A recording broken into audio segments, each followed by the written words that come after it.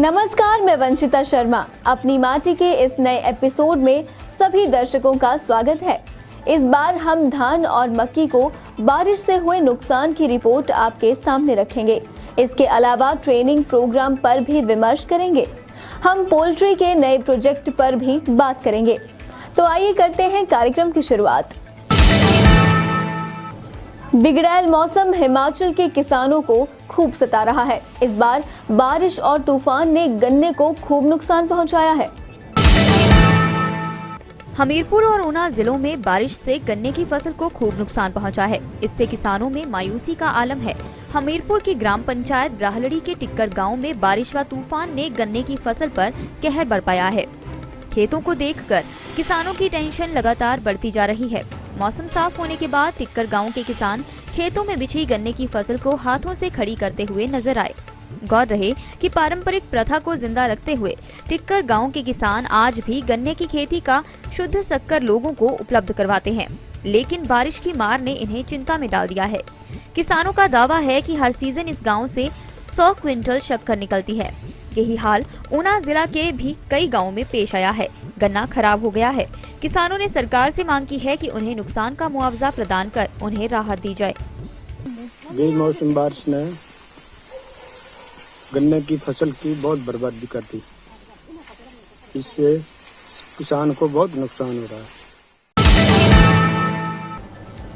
प्रदेश में किसानों की ट्रेनिंग के लिए कई कार्यक्रम समय समय पर चलते हैं। इस दिशा में फिर से एक नई पहल होने जा रही है। हिमाचल में किसानों के लिए एक बड़ा ट्रेनिंग प्रोग्राम शुरू होने जा रहा है। इसके तहत 1000 किसानों को ट्रेनिंग दी जाएगी।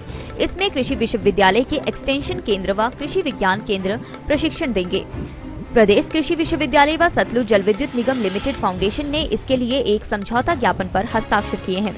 इससे किसान एकीकृत कृषि सीखने में सक्षम होंगे तथा कृषि उनमें से कुछ कृषि में स्टार्टअप उद्यमिता कार्यक्रम भी अपना सकते हैं। इस वर्ष 25 किसानों के 40 समूहों को विश्वविद्यालय द्वारा विस्तार शिक्षा निदेशालय और विश्वविद्यालय कृषि विज्ञान केंद्रों में प्रशिक्षित किया जाएगा। कृषि विश्वविद्यालय के कुलपति प्रोफेसर हरिंद्र कुमार चौधरी ने बताया, 1000 किसानों को कई क्षेत्रों में ये कृषि विश्वविद्यालय, इसका डायरेक्टरेट ऑफ एक्सटेंशन एजुकेशन और कृषि विज्ञान केंद्र विभिन्न क्षेत्रों में किसानों को ट्रेनिंग देंगे, जिसमें कि चंबा के क्षेत्र को हमने प्रभुत्व दिया है। जहां पर बहुत दुर्गम क्षेत्र हैं, वहां के किसानों के लिए ये एक नया आयाम स्थापित करेगा और एग्रीप्रेन्योरशिप के लिए कई रास्ते जो है वो एग्री हॉर्टिकल्चर और इसमें लाइफ स्टॉक प्रोडक्शन के लिए उसमें रास्ते तय करेगा।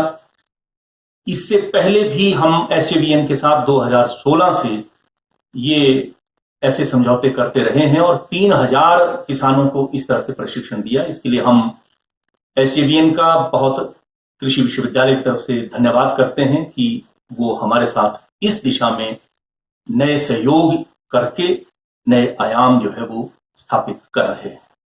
धन्यवाद। पोल्ट्री के बिजनेस में कई लोगों की रुचि होती है। हिमाचल में इस व्यवसाय से कई लोग जुड़े हैं। ये रिपोर्ट उन्हीं लोगों के लिए है।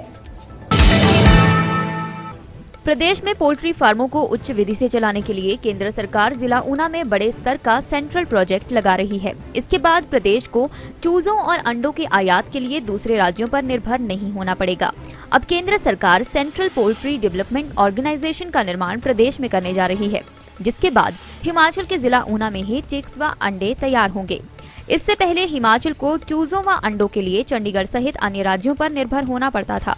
अभी पशुपालन विभाग व अन्य निजी कंपनियों को दूसरे राज्यों की तरफ रुख करना पड़ता था, लेकिन अब प्रदेश में ही चिक्स व अंडे बड़े स्तर पर तैयार होंगे। नए प्रोजेक्ट से प्रदेश में पहली बार बड़े स्तर पर poultry farm, training centre, poultry feed factory का निर्माण होगा। सेंट्रल पोल्ट्री डेवलपमेंट ऑर्गेनाइजेशन का निर्माण जिला ऊना के चुरलू ग्राम पंचायत की जीतपुर बेहड़ी में होगा, जिसके लिए पशुपालन विभाग ने 125 कनाल सरकारी भूमि उपलब्ध करवा दी है।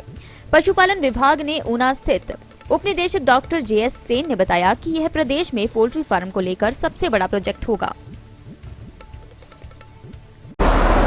जिला ऊना में ये प्रदेश का पहला ऐसा संस्थान होगा central poultry organisation and training institute, जिसमें कि विभिन्न प्रकार की मुर्गियों की जो प्रजातियां हैं उनको रेयर किया जाएगा और किसानों को जो है उनको आवंटित किया जाएगा। ये हिमाचल का पहला संस्थान होगा।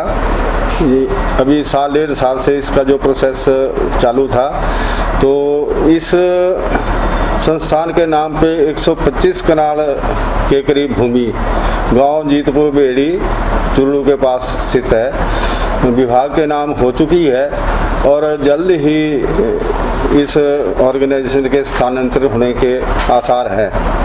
ये पहले कहाँ पे था?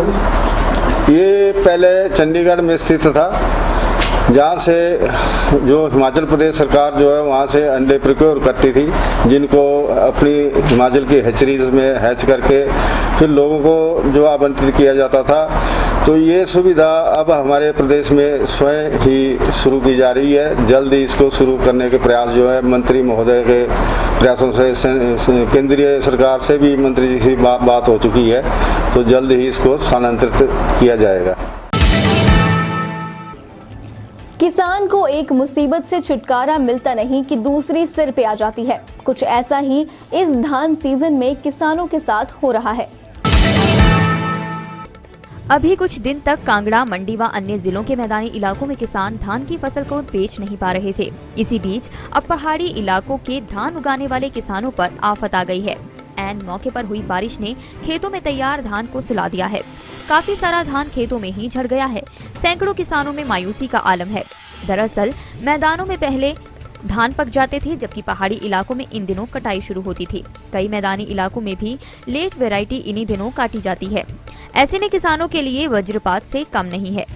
उनकी कीचड़ सने खेतों में 6 माह की मेहनत खराब हो गई है। कांगड़ा के इंदौरा क्षेत्र की ही बात की जाए तो यहाँ सरकार व प्रशासनिक ढीले रवैये के कारण किसानों की पकी हुई फसल कट नहीं पाई है, क्योंकि अगर किसान फसल काट लेते हैं तो बेचने के लिए कई दिनों तक इंतजार करना पड़ रहा है और पंजाब में किसान अपनी फसल को बेच नहीं पा रहा है। प्रदेश सरकार को चाहिए कि किसानों को नुकसान का मुआवजा प्रदान किया जाए। मैं एक किसान हूँ और मेरी फसल जो है इस तरह से बर्बाद हो रही है। मुझे मंडी से 20 तारीख का टोकन मिला है, तो मुझे सरकार बताए कि मैं कब अपनी फसल जो है इसको मंडी में पहुंचाऊंगा, क्योंकि ये दिन प्रतिदिन सड़ गल रही है। यदि मुझे यही रवैया सरकार का रहा तो मैं अगली गेहूं की बिजाई नहीं कर सकता हूं। इसलिए सरकार को चाहिए कि जो टोकन सिस्टम है उसको इलाका वाइज दिया जाए कि आज इस इलाके की बारी है, कल उस इलाके की बारी है। यदि ये ऐसा रवैया रहा तो कोई भी किसान अपनी फसल जो है वह गेहूं की बिजाई सही टाइम पर नहीं कर सकता है। और अब चलते चलते हिमफेड और एपीएमसी के खरीदे सेब का बागवानों को बकाया भुगतान, अब तक 33 करोड़ की पेमेंट। कांगड़ा में मांझी खड्ड की टूटी कूलों को ठीक नहीं करवा पाई सरकार, सर्दियों की सब्जियों पर गहराया संकट। किसानों की मांग, कृषि उपकरणों पर टैक्स घटाए सरकार, मशीनों से ज्यादा टैक्स टूल्स पर। अपनी माटी के आज के एपिसोड में बस इतना ही। मिलेंगे अगले हफ्ते इसी दिन इसी समय। तब तक देखते रहिए दिव्य हिमाचल टीवी।